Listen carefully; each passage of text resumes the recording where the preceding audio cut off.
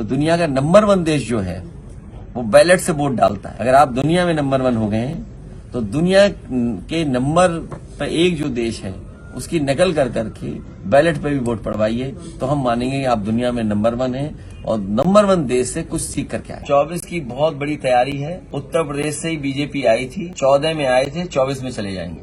तो दुनिया में नंबर 1 वाले लोग ये भी तो जानते होंगे भारत सबसे बेरोजगार देश है। मुझे तो लगता है कि इनकी सरकार बनती रही तो सब मर जाएंगे जानवर यहाँ या मार देंगे ये लोग जानवर को। अरे बीजेपी वालों, कब झूठ बोलना बंद करोगे?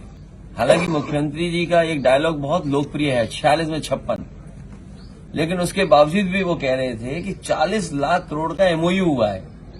आखिरकार जमीन पर कितना पहुंचा है? और अगर जमीन पर पहुंचा है तो कितने लोगों को नौकरी और कितने लोगों को रोजगार मिला है उस एमओयू के माध्यम से? 24 की बहुत बड़ी तैयारी है। उत्तर प्रदेश से ही बीजेपी आई थी, 14 में आए थे, 24 में चले जाएंगे। और सवाल वैसे के वैसे हैं। आप यहां जहां हम लोग बैठे हैं, समाजवादी पार्टी के कार्यकर्ता हैं, उनके कार्यक्रम में हम लोग शामिल होने आए हैं। आसपास सब किसान रहते हैं, जो हम लोग आप लोग बैठे दिख रहे हैं सब किसान हैं। बीजेपी वाले बताएं कि आय दोगुनी हो गई, क्या धान खरीदा गया? यहीं पास में 100 एकड़ में लगभग मंडी बन रही थी। जितना समाजवादियों ने बनाई उतनी ही बनी, उसके बाद मंडी नहीं बनी। सुना है यहां पर जमीन चिन्हित की जा रही है, नोटिफिकेशन हो रहा है कि कोई इंडस्ट्रियल हब बनेगा। अरे बीजेपी वालों, कब झूठ बोलना बंद करोगे? आपने कहा कि बुंदेलखंड में मिसाइल बनेगी, टैंक बनेंगे, बम बनेंगे। अभी तक बुंदेलखंड में एक सुतली बम नहीं बना पाए बीजेपी के लोग। तो डिफेंस एक्सपो के नाम पे एमओयू किए। अभी मुख्यमंत्री जी कह रहे थे, हालांकि मुख्यमंत्री जी का एक डायलॉग बहुत लोकप्रिय है, 46 में 56, लेकिन उसके बावजूद भी वो कह रहे थे कि 40 लाख करोड़ का एमओयू हुआ है। आखिरकार जमीन पर कितना पहुंचा है? और अगर जमीन पर पहुंचा है तो कितने लोगों को नौकरी और कितने लोगों को रोजगार मिला है उस एमओयू के माध्यम से? सुनने में तो ये आ रहा है कि एमओयू जिन्होंने किए थे उन्हें अधिकारी ढूंढ रहे हैं। हो सकता है कुछ दिनों के बाद एसटीएफ ढूंढे, क्योंकि वो मिलने वाले नहीं है। अब एमओयू तो कर लिया उन्होंने, लेकिन वो भाग गए, अब छोड़ के चलेंगे उद्योगपति। आखिरकार ऐसा क्यों हो रहा है? तो जो प्रदेश सरकार ये कह रही थी कि 40 लाख करोड़ के एमओयू हुए हैं, इन्वेस्टमेंट आएगा, आखिरकार इन्वेस्टमेंट क्यों नहीं आ रहा? और फिर इन्वेस्टमेंट इटावा में क्यों आएगा? जाने क्या क्या बातें चलाई जा रही हैं। आपको पीछे मुड़ के भी देखना चाहिए।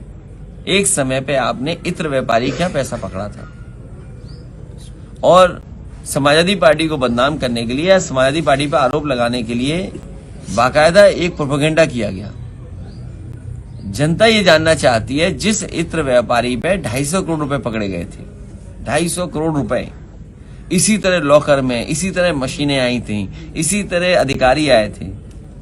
सुनने में आ रहा है कि उसका पैसा वापस कर दिया। तो आखिरकार क्यों पैसा वापस कर दिया? अगर पैसा नहीं वापस किया है तो सरकार बताए, जिसके यहां 250 करोड़ रुपए पकड़े गए थे, जिसपे आरोप लगे थे बेईमानी के, भ्रष्टाचार के, तो आखिरकार सरकार ने क्यों वापस कर दिया? तो नोटबंदी जो स्कीम थी इनकी, उसके लिए क्या ये स्मारक बनवाएंगे? क्या नोटबंदी या इस तरह नोट पकड़ा जा रहा है, क्या इसके लिए स्मारक बनवाएंगे उस पैसे से? और स्मारक में कम से कम बीजेपी को माफीनामा लिखना चाहिए उसमें कि उनका फैसला गलत था। आज भी लोग काला धन बना रहे हैं, और काला धन अगर बन रहा है तो इनकी पॉलिसी की गलती है। आखिर क्या पॉलिसी है जिसके तहत लोग काला धन बना ले रहे हैं, और इतना बना ले रहे हैं कि मशीनें लगा करके गिनना पड़ रहा है? तो ये पॉलिसी किसकी खराब है? तो फिर नोटबंदी का क्या हुआ? कि अगर नोटबंदी से ही काला धन खत्म होना था तो अब तो काला धन लॉकरों में दिखाई दे रहा है। और फिर जिस इत्र व्यापारी के पास 250 करोड़ रुपए पकड़े गए थे, क्या पैसा वापस नहीं ले लिया इन्होंने, या वापस तो नहीं दे दिया? नंबर 1 है, युवाओं की पहली पसंद है। कौन सा आंकड़ा है, कौन सा सर्वे का नाम बताओ आप? एक एजेंसी है वर्ल्ड लेवल की जो एजेंसी, देखिए जैसे आपका चैनल है, तो चैनल पे एड तभी चलता है जब कोई पैसा देता है। अगर कोई चाहे बिना पैसे के आपके चैनल पे एड चला लेगा तो बस समझ लीजिए किसी कंपनी को आप पैसा दे दीजिए और कंपनी आपका प्रचार कर बताएगी आप दुनिया में नंबर 1 है। हम तमाम लोगों को जानते हैं जो दुनिया में नंबर 1 है। अपने आप को डेली कहते हैं, एक मैगजीन छापते, बोला दुनिया में नंबर 1 मैगजीन। अरे कौन मान लेगा दुनिया में नंबर 1 मैगजीन, दुनिया में नंबर 1 अखबार। आपके अखबार भी तो लिखते हैं कि हम दुनिया में नंबर 1, हम प्रदेश में नंबर 1। जैसे हम आपसे जानना चाहें कि जो हिंदी अखबार हैं इनमें नंबर 1 कौन है, तो आप कभी एक का नाम ले दोगे, कभी दूसरे का नाम ले दोगे। इंडिया गठबंधन की अगली बैठक होने वाली इसलिए जो एजेंसी करती है दुनिया में नंबर 1, तो दुनिया में नंबर 1 वाले लोग ये भी तो जानते होंगे भारत सबसे बेरोजगार देश है दुनिया में। हम प्रति व्यक्ति आय कहां खड़े हैं, दुनिया में लोगों को इलाज मिल जाता है, दवाइयां मिल जाती हैं, वहां के नागरिकों को सब सुविधाएं हैं। क्या भारत के नागरिकों को वो सुविधाएं हैं? दुनिया में कहीं इतनी बेरोजगारी नहीं होगी, इतनी बेरोजगारी है। और फिर दुनिया में नंबर 1 है, तो दुनिया का नंबर 1 देश जो है वो बैलेट से वोट डालता है।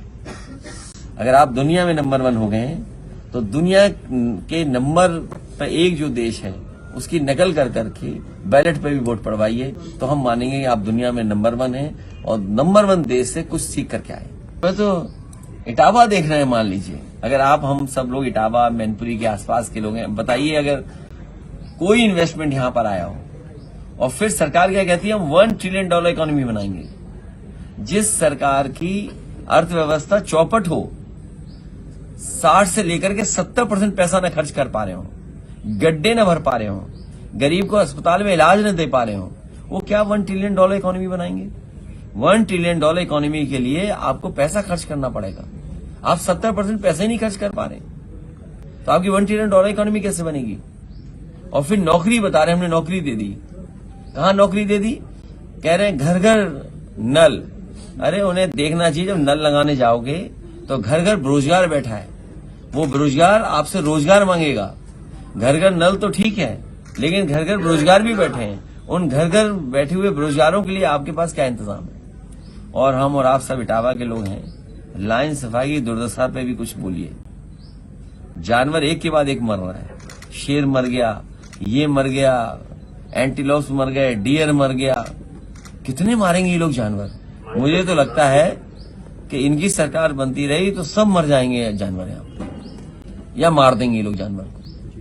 आखिर शेर क्यों मर रहे हैं।